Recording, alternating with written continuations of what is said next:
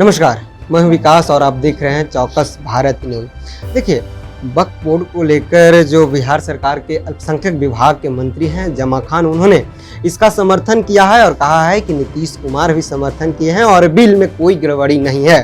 और इन्होंने एक पहल भी किया है और 15 अगस्त के बाद ये बिहार के विभिन्न जिलों में जाएंगे और जो वक्फ बोर्ड की ज़मीन को हथिया लिया है या कब्जा करके बेच लिया है, उनका कड़ा संदेश दिए हैं। कहे हैं कि अब उनको खैर नहीं है, बिहार सरकार उस जमीन को छुड़वाएगी और अब वो जो बोर्ड है उनको हवाले करेगी। इस मुद्दे पर मेरे साथ बात करने के लिए आरजेडी प्रवक्ता प्रबुद्ध प्रवक्ता एजाज अहमद जी हैं। सर, आज अल्पसंख्यक विभाग के मंत्री जमा खान ने कहा है कि जो वक्फ बोर्ड की जमीन को या हथिया लिए हैं, अवैध रूप से कब्जा करके बेच दिए हैं, उनको अब खैर नहीं है। नीतीश कुमार के पहल पर उस जमीन को अब बोर्ड को दे दिया जाएगा।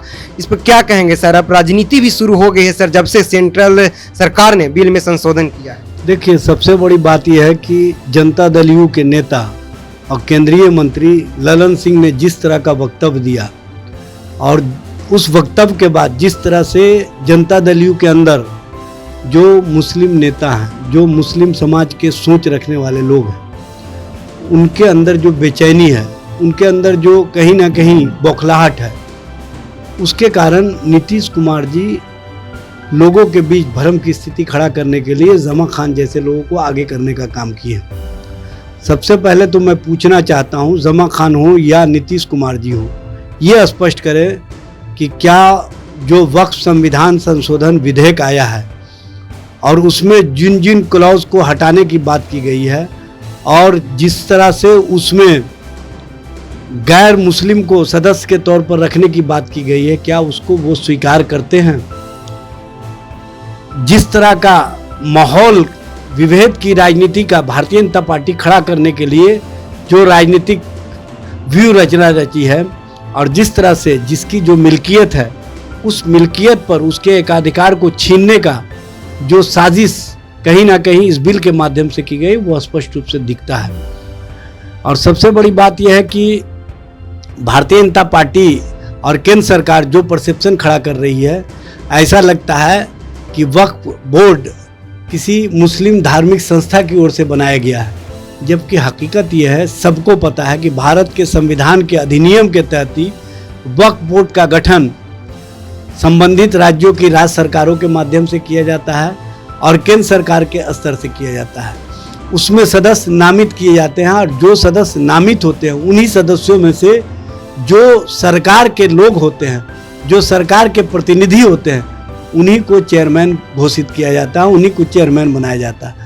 फिर इस तरह का परसेप्शन खड़ा करने का मतलब क्या है सर? लेकिन आज जमा खान ने कहा है कि जो बिहार के अल्पसंख्यक है वो नीतीश कुमार के साथ है, क्योंकि 5 के पहले जिस तरह से अल्पसंख्यकों की हाल थी और 5 के बाद जिस तरह से अल्पसंख्यकों की हालत है, उनको मुख्य धारा में लाने के काम किया, उनको विकास की रास्ता दिखाई। और जो तेजस्वी यादव परसेप्शन क्रिएट कर रहे हैं और मीटिंग पे मीटिंग कर रहे हैं, 2025 चुनाव में पता चल जाएगा कि अल्पसंख्यक लालू प्रसाद यादव के साथ था कि नीतीश कुमार के साथ। देखिए, सबसे पहले तो जमा खान को बताना चाहिए कि भारतीय जनता पार्टी के साथ रह करके, भारतीय जनता पार्टी के एजेंडे का समर्थन करके, भारतीय जनता पार्टी के विचारों का समर्थन करके आप अल्पसंख्यकों का हित कैसे और उनके प्रति ईमानदारी कैसे दिखा सकते हैं?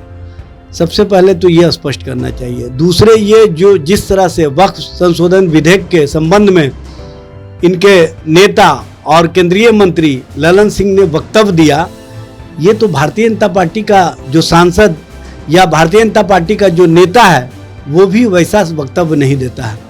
इसका मतलब है कि भारतीय जनता पार्टी के विचारों में जनता दल यू पूरी तरह से विलीन हो चुकी है। भारतीय जनता पार्टी के सोच के साथ जनता दल यू खड़ी है और उसी कारण से जो जनता दल यू के अंदर अन्य लोग हैं, वहाँ पर विचारों का टकराव शुरू हो गया है।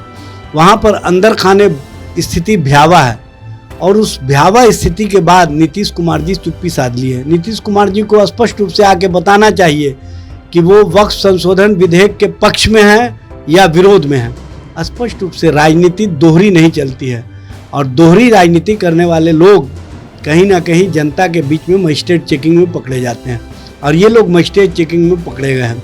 इसीलिए उन लोगों को आगे किया जा रहा है जिन लोगों को अक़लियत समाज की राजनीति से कभी कोई मतलब नहीं रहा।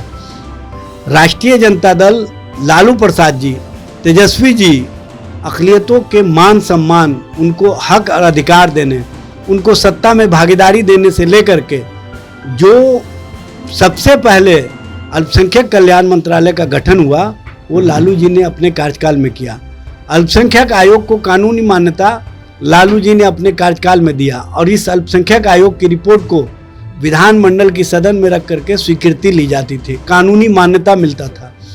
बीपीएससी के माध्यम से जो उर्दू स्क्रिप्ट में पदाधिकारी अधिकारी बनते थे एग्जामिनेशन दे करके, उसको रोक दिया गया।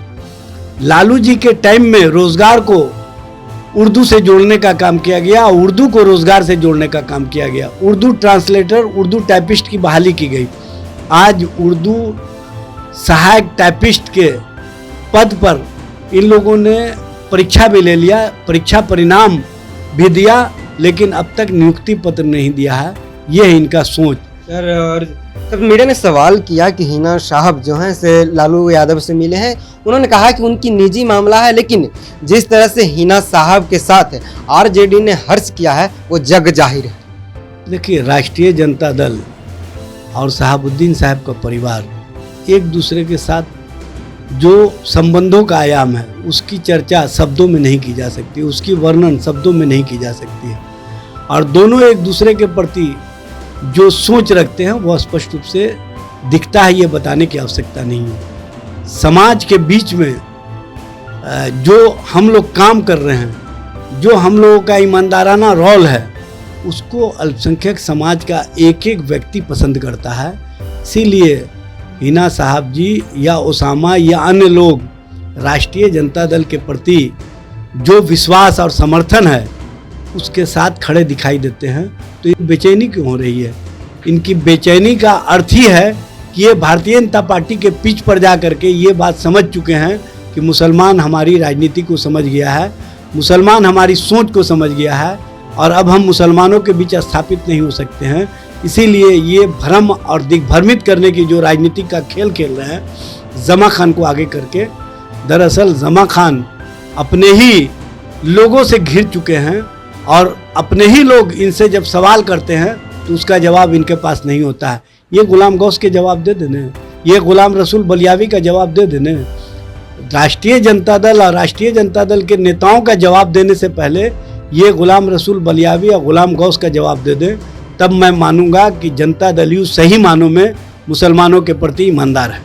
बहुत बहुत धन्यवाद साहब। सुन रहे थे आरजेडी प्रवक्ता एजाज अहमद जी ने साफ तौर पर कहा कि वक्फ बोर्ड के पीछे कितना बड़ा जो बीजेपी षड्यंत्र रच रही है वो देखने वाली बात है। उन्होंने कहा है कि जो जेडीयू के सांसद है केंद्रीय मंत्री ललन सिंह किस तरह से वक्फ बोर्ड को लेकर संसद भवन में बोल रहे थे और उसी बात को क्या समर्थन अपना जमा खान देंगे। इन्होंने साफ तौर पर कहा है कि अल्पसंख्यक जो है वो लालू प्रसाद यानी कि आरजेडी के साथ है और आगे भी रहेगा। और अल्पसंख्यक प्रकोष्ठ का गठन जब बिहार में आरजेडी की सरकार थी उसी वक्त हुआ है। इन्होंने एक और मुद्दा उठाया है, उर्दू के जितने भी जो टाइपराइटर हैं अभी हैं और जो टीचर हैं उनको लिए।